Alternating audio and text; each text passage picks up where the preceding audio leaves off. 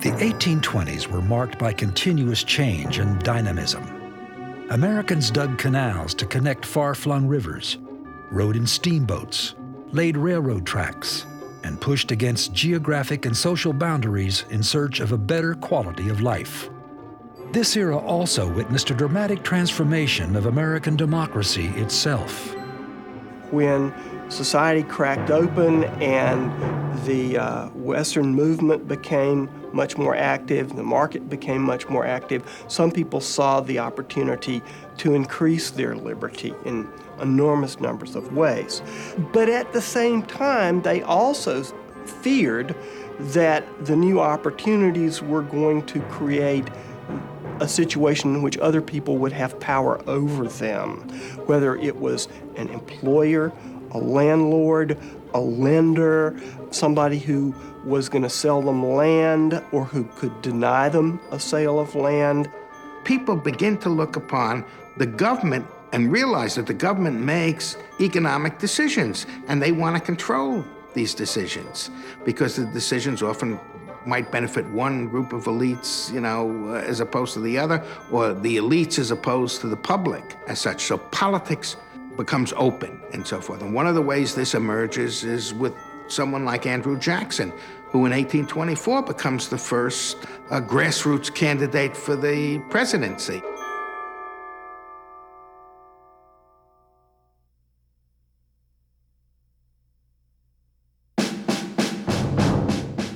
Affectionately known as Old Hickory, Andrew Jackson, like the tree itself, was tough and imposing. He reflected the vitality and irascible confidence of the common man, railing against the system and boldly asserting his right to take center stage within the political arena. Jackson, first of all, was an enormously appealing masculine figure to a very masculine, self-assertive electorate. He was a highly successful general who never had a day of formal military training. He just seemed to come by it naturally. He had pulled himself up from what could have been an absolute disastrous childhood to the pinnacle of personal success. And then he had gone out and further asserted his personal strength by whipping the Creek Indians and the British at the Battle of New Orleans. Jackson became the first congressman from Tennessee and subsequently served as a senator, as a judge on the Tennessee Supreme Court, and as governor of the Florida Territory. But his reputation for violent outbursts, his obsession with honor and vengeance, and his aggressive militarism alarmed many. People were scared of him, literally scared of him, because his whole experience had been drenched in violence. I mean, he fought duels. I mean, no other president had actually killed other people the way Jackson had in duels. Jackson was also a bundle of contradictions. He possessed a lifelong suspicion of the rich and powerful. Yet he was quite proud of the wealth he had amassed and placed on display at the Hermitage. Jackson was guided by a belief in equality, but he was one of the largest slaveholders in Tennessee. He insisted on deference, yet he did not seek the approval of the elite. They expect to see me with a tomahawk in one hand and a scalping knife in the other. In 1824, Jackson ran for president on the basis of his military record, a fact that appalled the aging Thomas Jefferson. Jackson is one of the most unfit men I know of for such a place. An able military chief, perhaps, but a dangerous man. Jeffersonian democracy still had a strong element of deference in it, in which the average voter was not supposed to presume to be a congressman or even a president himself, but to choose which one among natural aristocrats should be the leader. Jacksonian democracy takes that position and moves it a little bit further in a populist direction and says that the role of the electorate is not only to choose the leaders, but to produce the leaders, and that the leaders should come out of the great body of the people. Jackson won the popular vote in 1824, but none of the 4 candidates received a majority of electoral votes, so the decision went to the House of Representatives. In what became known as the corrupt bargain, candidate Henry Clay threw his support to John Quincy Adams, then was promptly named Secretary of State in the new Adams administration. Was there ever witnessed such barefaced corruption in any country before? The presidential election of 1828 was a rematch between John Quincy Adams and Andrew Jackson. It would go down as one of the nastiest political campaigns in history. Adams was accused of being cold, elitist, and in the pocket of special interests. Jackson's men suggested that Adams had diverted public funds to buy himself foreign luxuries, and that he had equipped the Russian Tsar with a mistress.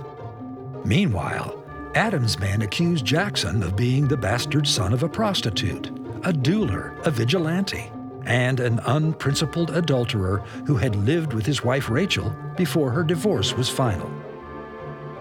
Ought a convicted adulteress and her paramour husband to be placed in the highest offices of this free and Christian land?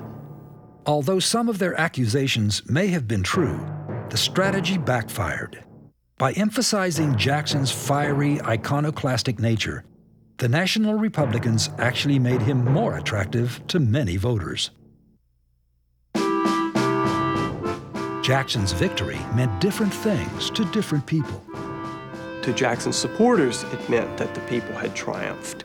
To people who were a little bit more cynical than that, it was the triumph of barbarism over reason, civility, civilization, common sense, educational attainments. A dualism was set up between the untutored voice of the people and the judgment of the experts, the elite, the people who had inherited advantages.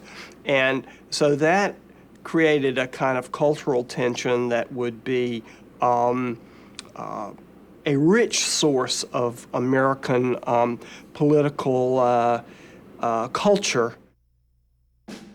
Jackson, who had pledged to be a president for all of the people, literally opened the White House to all comers, starting with his inauguration.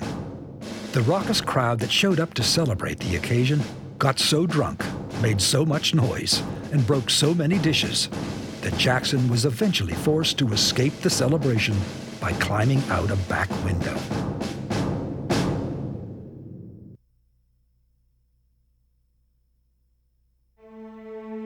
I am governed by principle alone.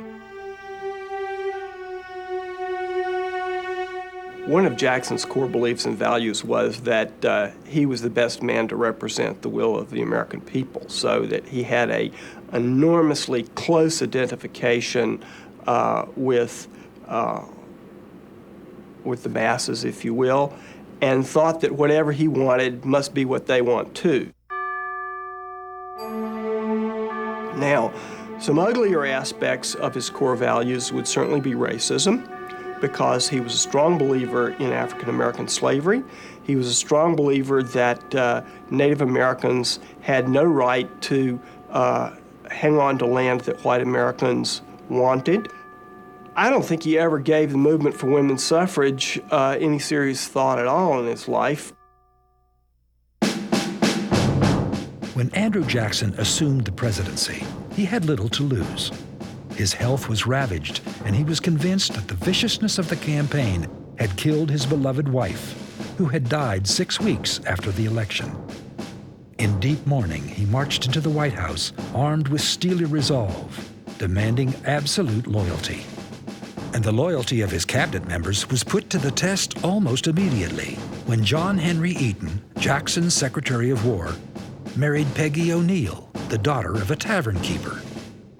The wives of the other cabinet members, led by Mrs. John C. Calhoun, aggressively snubbed the young Irish beauty. This behavior enraged Jackson, who made it clear that any attack upon Mrs. Eaton was an attack upon him. Jackson never forgave his vice president, John C. Calhoun, for the role he played in this affair. and it may have influenced Jackson's response to a major event of his administration, the nullification crisis. States' rights was a very, very important belief that Americans had coming out of the Revolution. After all, much of this got codified to a certain extent in terms of doctrine by the Virginia and Kentucky resolutions, which argued in effect that the United States Constitution was a compact among the states, and that if the federal government overstepped its bounds, the states had a right to declare these laws unconstitutional. The state of South Carolina, acting on the advice of John C. Calhoun, proceeded to nullify the federal tariffs of 1828 and 1832. This action put the issue of states' rights squarely on the table. South Carolina argued that the federal government had overstepped its authority by using the import taxes to prop up northern industries at the expense of southern agricultural interests. Jackson agreed with Calhoun that the federal government was a government of limited powers, but he drew the limits in a different place than Calhoun did. Jackson believed that if Calhoun was right, then the federal government essentially had no power at all and would fall apart. Then each state would have to arm itself against its neighbors, there would be wars between them, and in the midst of this anarchy and chaos, people would turn to a dictator who could at least guarantee them peace and quiet. So Jackson thought that Calhoun's nullification policy was not only a faulty interpretation of the Constitution, he thought that it was an anarchical disaster that would destroy democracy itself. It became a crisis because when South Carolina actually nullified the tariffs of 28 and 32, Jackson really wanted to go down to South Carolina with military force. And he was going to hang these people. He saw this as treasonous, and he was going to hang them. Anytime you start talking about the President of the United States hanging the Vice President of the United States, you have a constitutional crisis. The crisis was dissipated when South Carolina backed down and repealed its nullification of the tariffs. Meanwhile, Henry Clay put forward a compromise bill designed to lower tariffs gradually. The struggle, so far from being over, is not more than fairly commenced. The theory that Calhoun developed was that a state, a single state, had a right to declare a federal law unconstitutional, whereupon the federal government, the only thing it could do would be to amend the Constitution to give it the power to do things that had been declared unconstitutional, and then South Carolina would have a right to leave the Union. This was a new idea connected with states' rights, the idea of secession. States' rights and secession were not linked together until you get the nullification crisis. The government should shower its favors alike on the high and the low. But when the laws undertake to make the rich richer and the potent more powerful, the humble members of society have a right to complain of the injustice. In another showdown, Jackson attacked the Federal Bank, the legacy of Alexander Hamilton, by refusing to recharter it. Nicholas Biddle, president of the bank, called Jackson's public veto message a manifesto of anarchy. This worthy president thinks that because he has scalped Indians, he is to have his way with the bank. Convinced that he could use Jackson's words against him, Henry Clay made copies of the veto message and distributed them as campaign literature in the presidential election of 1832. But it was Jackson, not Clay, whose finger was on the pulse of the people. Banking for Jackson was a way for a tiny elite to seize the wealth of the country and strip ordinary people of their liberty. So it was a classic issue of liberty versus power for Jackson, and the Bank of the United States was the biggest bank of all, and it was the most privileged bank of all. In 1832, Jackson won re-election by a landslide. In 1834, against the recommendation of his entire cabinet, he arranged to have the federal government's deposits withdrawn from the Bank of the United States and placed in various state banks. In 1836, the bank died as its charter expired. Once again, Jackson had his way.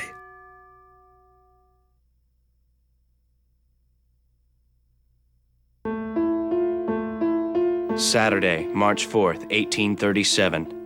This is the end of General Jackson's administration, the most disastrous in the annals of the country. Shortly after Jackson left office, a series of economic crises plunged the nation into a depression. Cotton prices plummeted. The stock market collapsed. Bank closures swept the country. By the summer of 1837, 90% of Eastern factories had shut down. That winter, the urban streets were filled with the homeless, many of whom froze to death. Well, the Panic of 1837 was the first great financial panic in American history. And it came about because of speculation in land on the western frontier. When Jackson killed the Second Bank of the United States, federal notes could not be used as bank reserves because there weren't any anymore. Jackson also issued what was known as the Specie Circular, in which he would not allow land owned by the federal government to be sold for anything except gold and silver. This brought the land speculation to a screeching halt. That caused many of the banks, the local banks which were involved in this speculation, to collapse or to withdraw funds from New York and the other big eastern cities. That caused those banks to contract and call in their loans, and the thing quickly spiraled down into this, first the Great Panic and then Great Depression.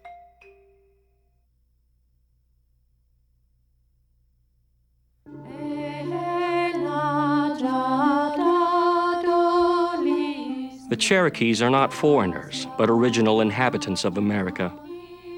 They now inhabit and stand on the soil of their own territory, and the states by which they are now surrounded have been created out of the land which was once theirs. Under the Washington administration, and indeed all the administrations down to that of Andrew Jackson, the United States had dealt with the Cherokees as though they were a sovereign power. That is, they dealt with them as a distinct nation. Andrew Jackson, however, believed that this was an absurdity. The United States simply should dictate terms to Native people and force them to follow those terms. Andrew Jackson favored the rapid settlement of western and southern lands by whites. He felt that previous efforts to promote the assimilation of Indian peoples had failed. The civilization program sought to convert Native people into cultural replicas of Anglo-Americans. The United States government promoted this by funding agents who went to live among Southern Indians to teach them how to farm. I always find that rather amusing because Native people had been farming for at least 3,000 or 4,000 years by then. The Cherokee were more receptive than most Native American peoples to adapting European ideas to their way of life. Most dramatic, perhaps, was the creation of a Cherokee alphabet. By 1826, the Cherokee Nation had published its newspaper, The Phoenix, in Cherokee and in English. By 1830, we passed the Constitution, and Georgia was absolutely galled at the effrontery of the Cherokee Nation to establish a constitutional government within its borders. Jackson's first State of the Union message promoted the idea of removing Native Americans from their lands within the territorial United States. The Removal Act of 1830 called for the relocation of 500,000 Indian peoples to territory west of the Mississippi. If they cannot be emigrated, they should be exterminated. President Jackson met with chiefs in the South and urged them to relocate voluntarily, offering large sums of money and land. The Choctaws, the Creeks, and the Chickasaws negotiated resettlement, but none of them ever saw any of the promised federal money. The Seminoles retreated into the swampland of Florida, where from 1835 to 1842, they fought U.S. troops. Ultimately, Only a few hundred eluded death or capture. Meanwhile, the Cherokee Nation tried every available avenue to resist the removal policy. The vast majority of Cherokees did not want to go west, and the Cherokees' leadership, primarily Chief John Ross, fought very hard against removal. The wisest option was to talk, to negotiate. When that failed, they began to lobby. They had a very significant lobby through the churches, through those who wished well for the Indians in the Northeast. Ralph Waldo Emerson joined that effort and wrote some very dramatic prose objecting to the removal. They fought removal in a number of different ways, but perhaps the one that has come to the attention of historians most clearly is their fight in the Supreme Court. In 1832, Worcester versus Georgia was handed down by the Supreme Court, which recognized that the Cherokees did have sovereign rights. This was an enormously important decision because it nullified Georgia law within the Cherokee Nation. What happened, of course, was that the state of Georgia refused to obey the decision. The Georgia legislature established a lottery and began distributing Cherokee land to its own citizens. I think that Jackson's views on Indian removal were extraordinarily well known. And when the Supreme Court handed down its decision in Worcester versus Georgia, I think that most people understood that Jackson would do little to enforce the decision of the court. Consequently, when Georgia chose to ignore the decision, the United States government did nothing.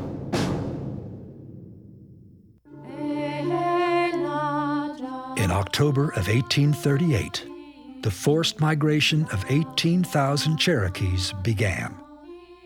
Families at dinner were startled by the sudden gleam of bayonets in the doorway and rose up to be driven with blows and oaths along the weary miles of trail that led to the stockade. Men were seized in their fields or going along the road. Women were taken from their wheels and children from their play. I lost people in the stockades. I lost them on that cold walk from the dead of winter of 1838 to 1839. 4,000 died, the weak, the infirm, the elderly. Trapped in ice in Illinois. It separated families and it broke communities up. So the historic patterns of villages and families and clans was disturbed. It was a Holocaust. And many times the pain is so deep it takes generations and generations to express. And sometimes it takes a seventh generation to finally uncover and release that historic grief. We've come to believe that the Cherokees have a great legacy. And that legacy is where people that face adversity, survive, adapt, prosper, and excel. And you can see that best in the Trail of Tears episode, because after such a horrific removal, we get to Indian Territory and we rebuild our government. But many Cherokees would never forgive Andrew Jackson for the loss of their homelands. Many Cherokees registered as Republicans only because Andrew Jackson was a Democrat. And many Cherokees several generations ago would not carry a $20 bill because of their hatred of Jackson. The effect of Indian removal for whites was that it was one more step toward making the United States a white man's country. Indian removal coincides with the development of very strict racial codes in the South, which limited the rights of free blacks. It coincides with a period in which women actually lose political rights. It is a period in which the United States becomes more democratic for adult white men, but less democratic for everyone else.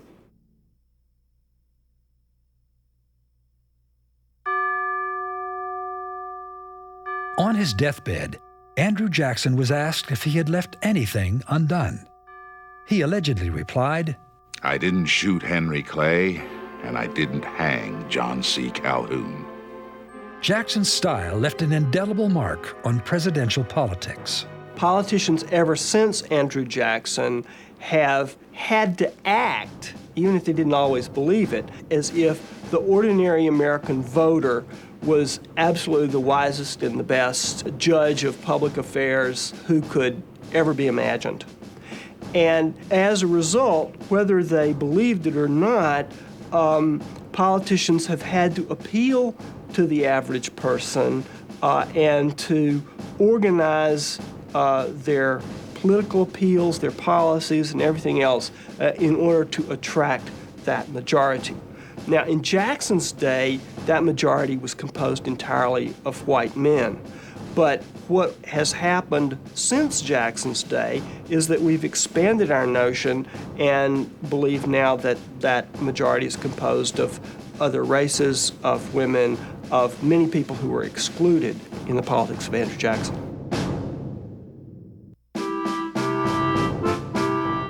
People have a lot of difficulty coming to terms, particularly intellectuals and historians, with Jackson.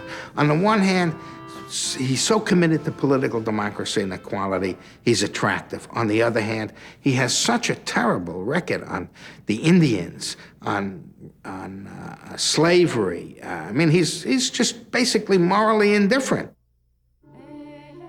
I think the whole episode of Indian removal teaches us that American history is not just about freedom and democracy. It teaches us that the United States, in the name of majority rule, in the name of democracy, has sometimes done some terrible things. Indeed, Indian removal is America's version of ethnic cleansing. When we study American history, we must remember that bad things have happened in our past too. I don't think that these bad things outweigh the good things. I don't mean to suggest that American history is all blood and guts. But on the other hand, I think that we need to be honest about our past if we are going to learn from it and if we are going to plan a better future in which there is racial justice and true democracy.